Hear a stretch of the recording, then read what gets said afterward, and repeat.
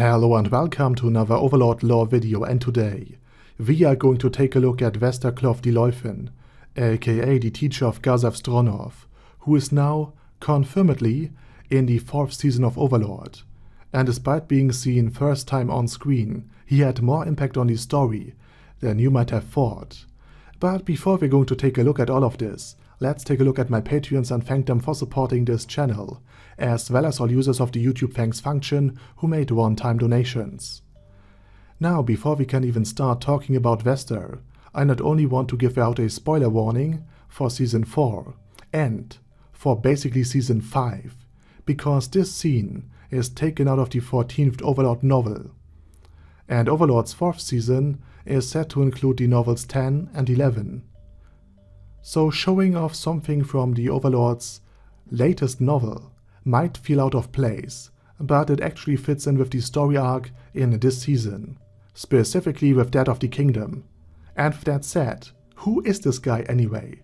And to make it short and sweet, it's Gazev Stronov's teacher, the guy who taught him to fight properly.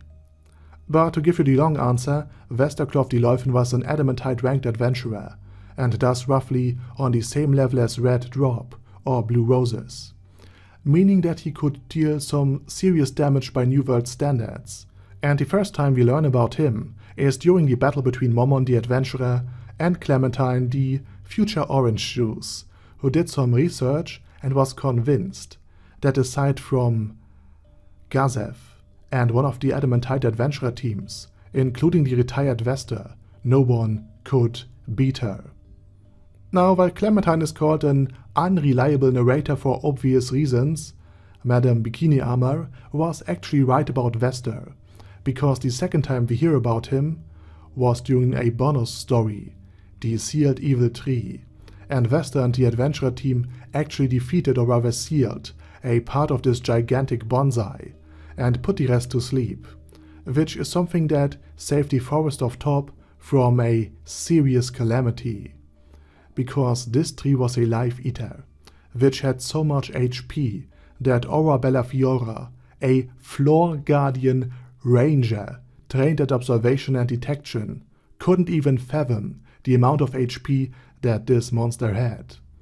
But it was also a great opportunity to get most of the floor guardians assembled and attack in a combined maneuver before Ein stopped time and decorated the tree with exploding mines that made the whole evil tree look like a Christmas tree, minus the explosion at the end.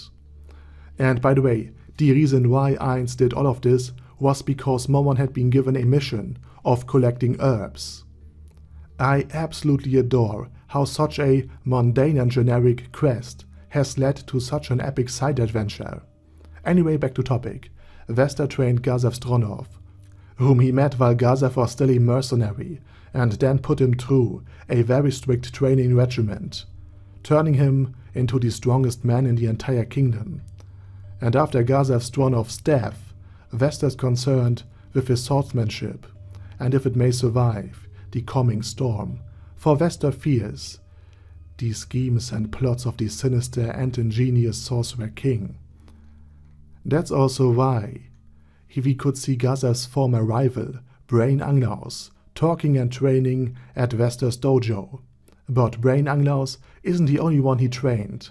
Known as the 6 Disciples, he had picked up 6 prodigies in order to carry on his swordsmanship and teachings, so that Vester could die in peace, or pieces. And this training, or rather this friendly exercise of Brain Anglaus, will also have an effect on the former rival of Gazev, who now honors his legacy by not only becoming the Guardian of Climb and thereby a de facto, albeit loose, subordinate of Princess Renna, but he also still tries to become stronger and stronger, so that he might eventually surpass Gazev. But not at any price anymore, as his unwillingness to join the 8 Fingers had illustrated. And now I want to talk briefly about Renna and her power. While this isn't a Renna video, and while I will eventually make a video covering Renna's rise and ascent, for now I will just point out a very interesting fact. Gazev Stronov is dead. His warrior elite is dead. The elite warriors of the kingdom namely that of Marquis Bloom Rouge, is also dead. All thanks to Einzelgorn's adorable baby goats, and the kingdom's manpower is depleted. The Eight Fingers have lost their enforcers, the Six Arms, and Momo now works for the Sorcerer King.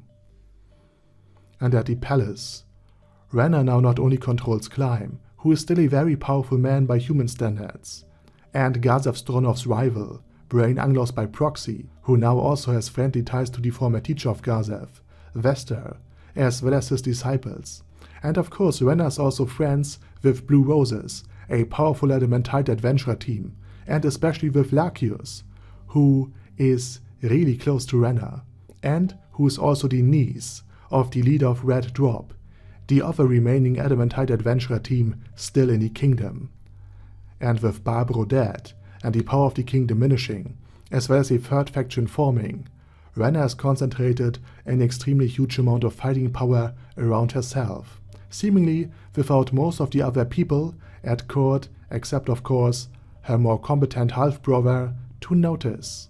Renna is basically a mix of Light Yagami and Littlefinger, and this subtle grip on powerful individuals that she controls is not done by coin or by positions, but by friendships, tradition, loyalty, and let's call it love. And it will also become quite important for the plot later, but not necessarily in this season.